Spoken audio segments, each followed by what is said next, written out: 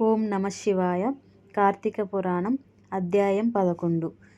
కార్తీకంలో ఒక రోజును మించి మరొక రోజు విశేషాన్ని సంతరించుకొని కనిపిస్తుంది. కార్తీకంలో సోమవారం ఎంతో విశిష్టమైంది.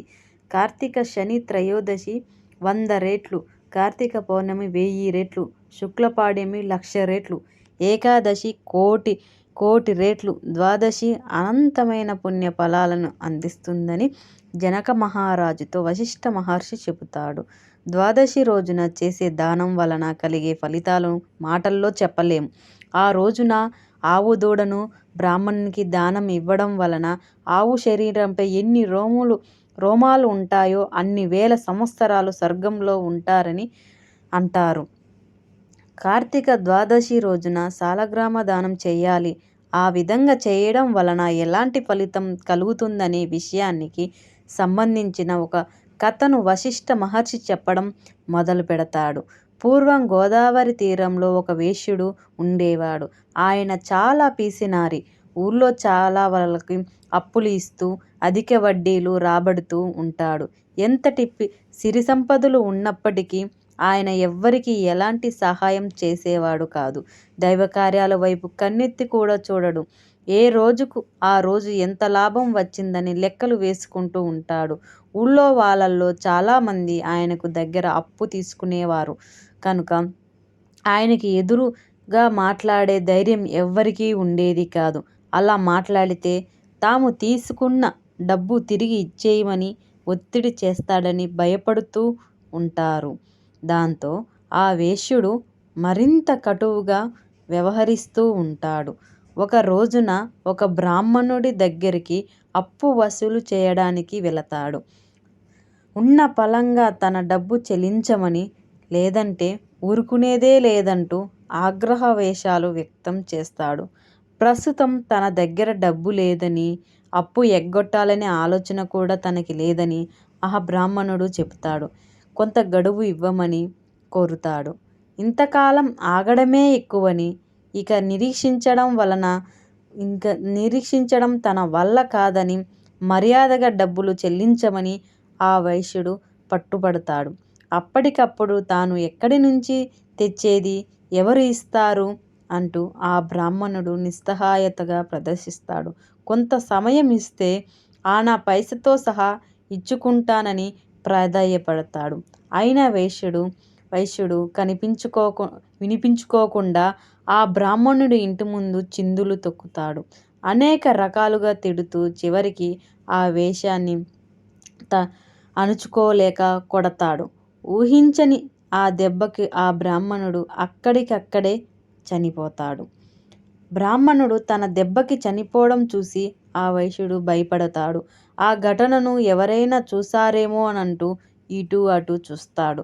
ఒకవేళ ఎవరైనా చూసినా తానంటే ఉన్న భయం కారణంగా ఎవ్వరికి చెప్పే ధైర్యం చెయ్యరని అక్కడి నుంచి వెళ్ళిపోతాడు. అయితే ఒకవేళ ఎవరైనా న్యాయాధికారితో చెప్పితే తన పరిస్థితి ఏమిటనే భయం ఆయనకు వెంటాడుతూనే ఉంటుంది. ఎవరు ఏ సమయంలో వచ్చినా ఆ హత్య గురించి అడుగుతారేమోనని కంగారు పడుతూనే చాలా కాలం గడుపుతాడు. ఆ తర్వాత కొంతకాలానికి ఆ వైశ్యుడు చనిపోతాడు. వ్యాపారం పేరుతో ఎంతో మందిని ఎన్నో రకాలుగా పీడించడం ఆ వేశ్యునికి యమభటులు యమలోకానికి తీసుకువెళ్తారు. యమధర్మరాజు ఆయన పాపాల చిట్టలను పరిశీలించి రౌరవాది నరకాలు అనుభవించాలే చెయ్యమని ఆదేశించాడు. దాంతో ఆ వైశ్యుడికి అత్యంత బాధకరమైన శిక్షలను అమలు జరుపుతూ ఉంటారు. నరకంలో ఇంతటి బాధను అనుభవించవలసి ఉంటుందని తెలిస్తే అంతటి ఘోరాలు చేసి ఉండనని కాదు కదా అని విచారిస్తూనే ఆ వైశ్యుడు ఆ శిక్షలను అనుభవిస్తూ ఉంటాడు.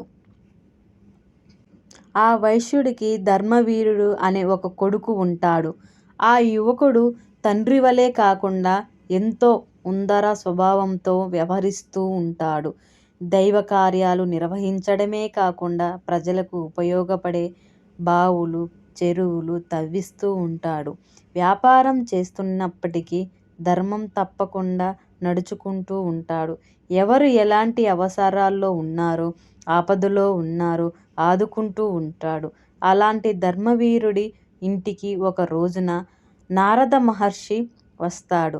సాక్షాత్తు నారదుడు తన ఇంటికి రావడం ధర్మవీరుడికి ఆశ్చర్యాన్ని కలిగిస్తుంది.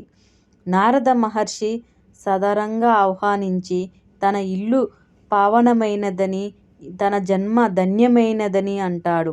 నారద మహర్షి నుంచి అనేక ఆధ్యాత్మికపరమైన విషయాలను అడిగి తెలుసుకుంటాడు. ఆ సమయంలోనే అతనికి కార్తీక మాసం యొక్క విశిష్టత గురించి నారదుడు చెబుతాడు. కార్తీక మాసంలో స్నానం, దానం, జపం, దీపారాధన ఫలితాల గురించి ప్రస్తావిస్తాడు. కార్తీక ద్వాదశి రోజున చేయవలసిన దానాల గురించి వివరిస్తాడు.